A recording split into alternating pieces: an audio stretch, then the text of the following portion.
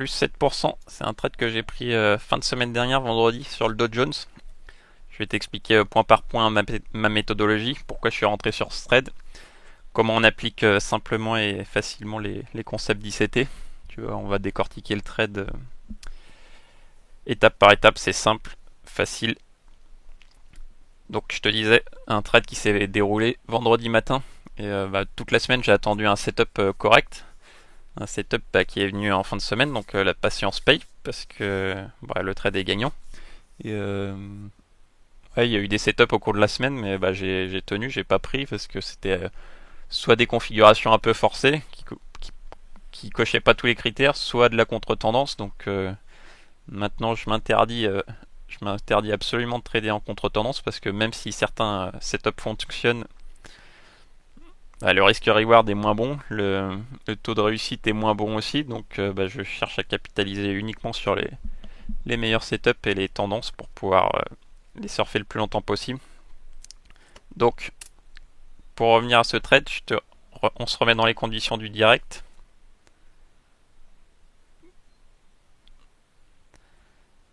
Tac, on est vendredi matin, 8h du matin. Donc on sort de la session asiatique, c'est parfait. Je fais mon tour des marchés, je regarde, quand je vois ça, je le mets sous surveillance parce que je vois un beau support touché 3-4 fois. Donc c'est un critère important dans ma stratégie de trading. Plus un support résistance est touché, plus il est pertinent, plus je vais m'y intéresser parce que potentiellement plus de gens vont se positionner sur ces zones là. Donc plus potentiellement le piège sera important. Donc pour l'instant je fais rien, je surveille. On vient le toucher une 5 fois, cinquième fois, et là il y a une grosse accélération, des stops ont été touchés. On voit qu'il y a une hausse de momentum, il y a de l'imbalance. Donc pour l'instant je fais rien parce que je te rappelle ma méthodologie. J'attends une prise de liquidité, un piège de marché pour venir se repositionner dessus. Donc pour l'instant on est dans la phase 1, prise de liquidité. Est-ce qu'on va réintégrer? C'est la question. Hop, on accumule sous le support. Grosse réintégration avec du momentum. Donc là clairement je vais m'intéresser de près, je vais voir si je vais décortiquer le piège et la vague de réintégration, voir si je me positionne sur ce setup. Donc au niveau du piège en lui-même, il est intéressant parce que, comme je te disais dans mes anciennes vidéos, il y a la session asiatique et on vient prendre le bas de la session asiatique. Donc comme dit ICT, on vient souvent chercher le haut ou le bas de la session asiatique pour repartir dans l'autre sens. Donc là on est dans ce cas-là. Et c'est pas tout parce que tu vois que cette ligne horizontale c'est le bas de la journée précédente. Il se situe ici. Donc on vient chercher et la session asiatique et le bas de la journée précédente. Donc potentiellement beaucoup de stops sont là-dessous. Et il y a même, si on force un peu, la journée d'avant-hier, le bas de la journée d'avant-hier qu'on vient prendre. Donc une belle zone de liquidité avec beaucoup de stops en dessous. Et on le voit, ça se confirme au niveau du price action où tu vois de l'imbalance, du fort momentum, des grosses bougies. Donc il s'est passé des choses. Donc à partir de ce moment-là, tous les critères sont bons à ce niveau-là. Je descends en unité de temps. Et comme je t'apprends dans mes anciennes vidéos, sur ma méthodologie, je vais vouloir, sur cette vague-là de réintégration, je vais avoir besoin d'un order block, absolument, d'une accumulation. Et l'accumulation, elle est là. En fait, c'est quoi cette accumulation? C'est c'est un autre piège, un piège dans le piège où les joueurs de pullback, les traders de pullback, les pullbackers vont se mettre en position ici et mettre leur stop juste au-dessus de l'accumulation. Donc là, les market makers accumulent, faisant croire que le pullback est valide et que le marché va se retourner. Et en fait, c'est un piège, donc on vient chasser tous les stops qui sont au-dessus. Et une fois que je vois ça, je vais vouloir que l'order block, pour filtrer encore un peu plus et éviter beaucoup de faux signaux, je vais vouloir que cet order block soit au minimum à 50% de la vague de Fibo, ce qui correspond à la zone premium discount du concept premium discount d'ICT. Donc là, on voit, on est pile dessus, donc critère validé. Donc une fois que j'ai analysé tout ça, pour moi tout est bon. Donc je me positionne au milieu de l'order block. Le stop un peu en dessous.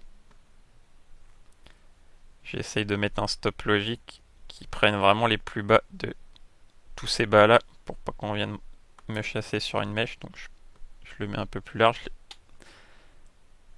Tac. Et en TP1, on est ici, presque à 2,5, 2,5, 3.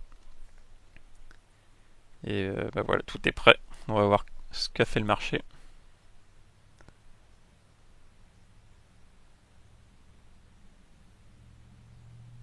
Là, on est dans le trade. Il nous a déclenché.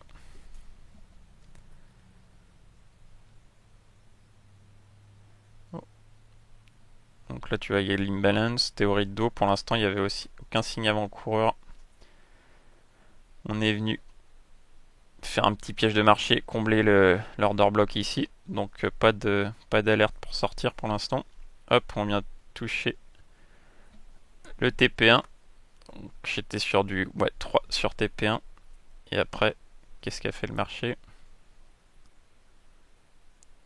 Je me suis fait sortir la deuxième partie de position sur la grosse news à 14h30. J'avais remonté mon stop au niveau des plus bas de la théorie de dos. Je me suis fait stopper ma deuxième partie ici. Donc sur les, tu vois, le trade a donné 7%. Moi j'en ai pris 2,75, presque 3 en clôture partielle ici et la deuxième ici. Où bah malheureusement la news est pas partie dans le bon sens, mais parce que bah tu vois que la tendance intrinsèque elle était, enfin la tendance assez court terme potentiellement un peu bullish, mais vraiment pas énorme. Et après, par contre, la tendance de fond était clairement baissière, mais le setup était tellement joli. Donc c'est pour ça que potentiellement il n'a pas donné plus. Moi j'espérais viser cette zone-là, tu vois, d'imbalance à ce niveau-là et l'order block. Bon, on n'y est pas venu.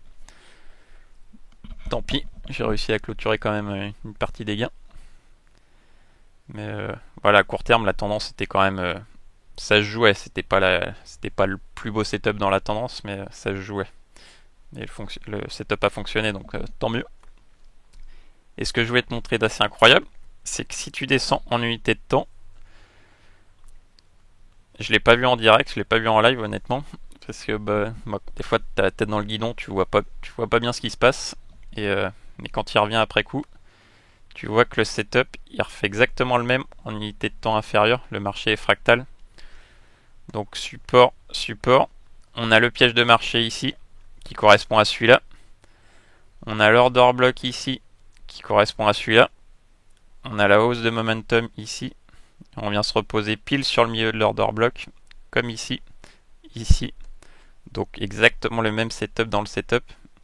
Et bah, si je l'avais eu, j'aurais pu pyramider légèrement pour augmenter mon stop et le mettre sous ces plus bas là, de ce piège là. Parce que si tu te mettais en position, hop, au milieu, la même stratégie, hein, milieu de l'order block, le stop un peu en dessous. Et tu vois que le risque reward il est assez incroyable. On était sur il a donné du 13%. Donc bah dommage de ne pas l'avoir vu et d'avoir mis une petite pièce pour pyramider un peu plus. Après il aurait été dur à tenir parce que tu vois, là il y a une grosse mèche, on est venu prendre la liquidité ici, on est venu combler l'imbalance et l'order block à ce niveau-là. Mais ça aurait été possible de pyramider sur ce setup là. Donc voilà le genre de trade que je prends. S'il y a des concepts que tu comprends pas ou tu veux en savoir plus sur la stratégie d'ICT, je te laisse regarder la vidéo qui s'affiche juste ici. Et moi en attendant, je te dis à la prochaine. Bon trade, salut!